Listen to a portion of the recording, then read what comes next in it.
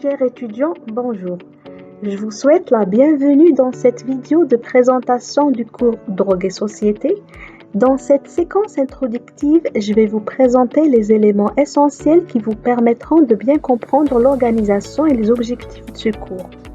Nous aborderons le public cible, quelques informations générales sur la matière, les objectifs pédagogiques, une présentation globale du contenu, les prérequis attendus, le mode d'évaluation, ainsi que le plan du cours avec les objectifs spécifiques de chaque chapitre.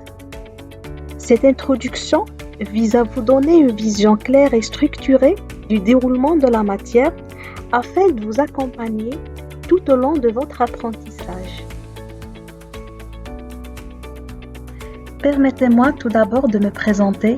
Je suis Anissa Shloum, docteur en psychologie clinique, actuellement maître assistante classe B et enseignante à l'université de Béjaïa au sein de la faculté des sciences humaines et sociales.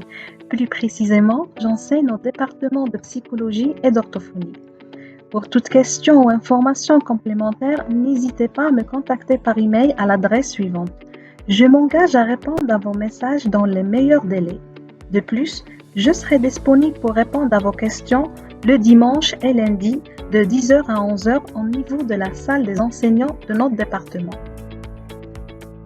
Je suis ravie de vous faire découvrir notre cours Drogue et Société spécialement conçu pour les étudiants de 3e année de licence en psychologie clinique.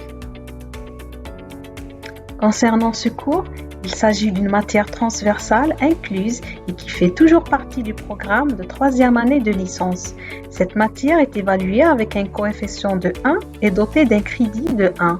En termes de volume horaire, le cours se déroule sur une durée totale de 22h30, répartie en 1h30 par semaine sur un semestre de 14 à 16 semaines.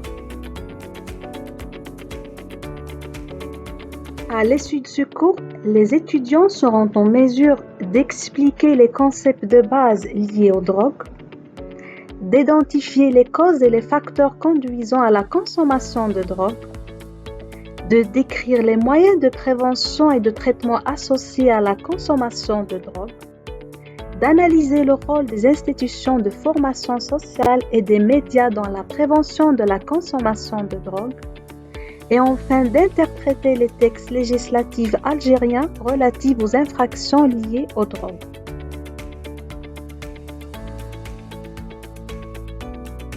Pour suivre ce cours avec succès, les apprenants devront avoir au préalable des connaissances sur les théories explicatives en psychologie, une compréhension des notions de base en toxicomanie et toxicologie, une compréhension des notions de base en santé publique.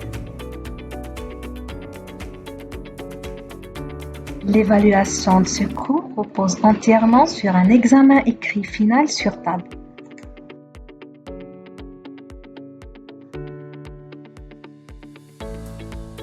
Le cours Drogue et Société explore la nature des substances psychoactives, leur classification et leurs caractéristiques.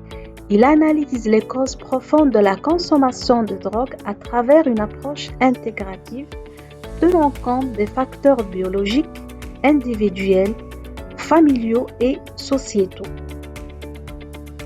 Le cours aborde également les différentes stratégies de prévention, les réponses institutionnelles et les politiques publiques mises en place.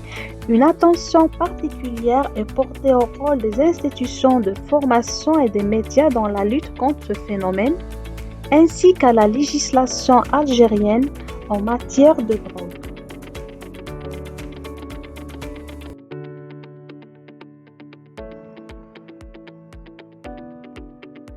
Ce cours vise à développer une compréhension approfondie des enjeux liés aux drogues dans un contexte social et de santé publique et à permettre aux étudiants d'appliquer ces connaissances dans divers contextes professionnels et sociaux.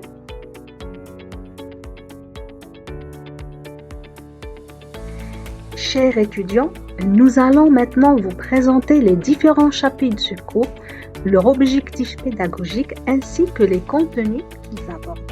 Nous allons commencer par le premier chapitre intitulé « Définition des drogues ». Ce premier chapitre a pour objectif de vous familiariser avec le concept de drogue et d'en expliquer les principales conséquences. Vous allez découvrir l'étymologie du mot, les définitions, les origines des drogues, ainsi que la distinction entre drogues licites et illicites. Nous allons aussi aborder des notions connexes telles que les stupéfiants, la toxicomanie ou encore la polyconsommation. Nous allons voir les conséquences de l'usage de drogue en termes de tolérance, surdose, dépendance et sevrage. Et enfin, ce chapitre va traiter les effets et dangers physiques et psychiques liés à la consommation des drogues.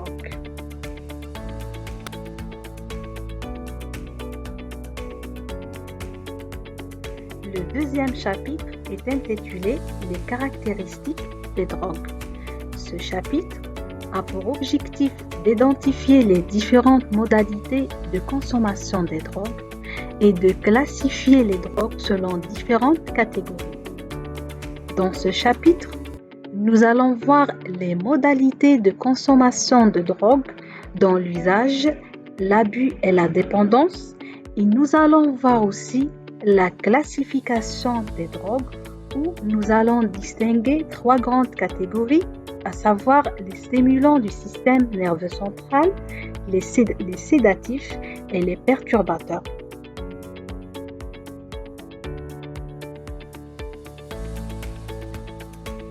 Le troisième chapitre est intitulé « Les causes et les facteurs qui conduisent à la consommation de drogue ». Ce chapitre vise à comparer les principales approches explicatives de la consommation de drogue et de décrire les différents facteurs impliqués dans la consommation de drogue. Dans ce chapitre, nous allons voir les facteurs génétiques, les facteurs psychopathologiques, où nous allons présenter le point de vue psychanalytique, le point de vue systémique et le point de vue comportemental et cognitif pour mieux comprendre les dynamiques sous-jacentes. Et en dernier, nous allons voir les facteurs développementaux, les facteurs psychologiques et comportementaux, la coexistence des maladies psychiatriques et les facteurs environnementaux.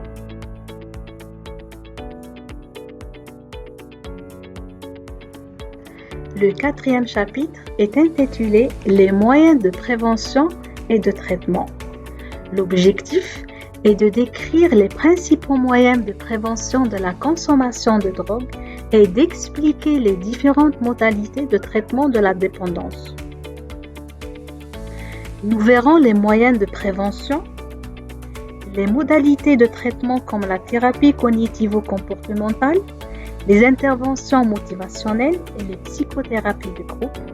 Et en dernier, nous allons aborder les différentes stratégies adoptées par l'État pour réduire la présence de ce phénomène au sein de la société algérienne.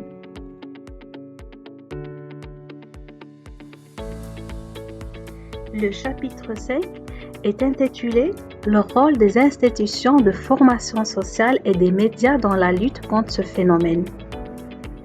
Dans ce chapitre, nous analyserons le rôle des institutions de formation et des médias dans la sensibilisation et la lutte contre les drogues. L'objectif est d'évaluer leur impact en tant qu'acteur majeur de la prévention.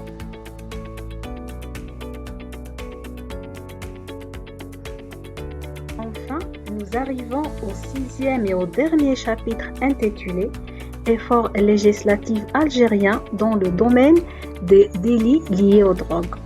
Ce chapitre a pour objectif de résumer les principales conventions internationales encadrant la lutte contre la drogue et d'interpréter les textes législatifs algériens relatifs aux infractions liées aux drogues. Nous allons étudier les principales conventions internationales et la législation algérienne applicable aux infractions liées aux drogues.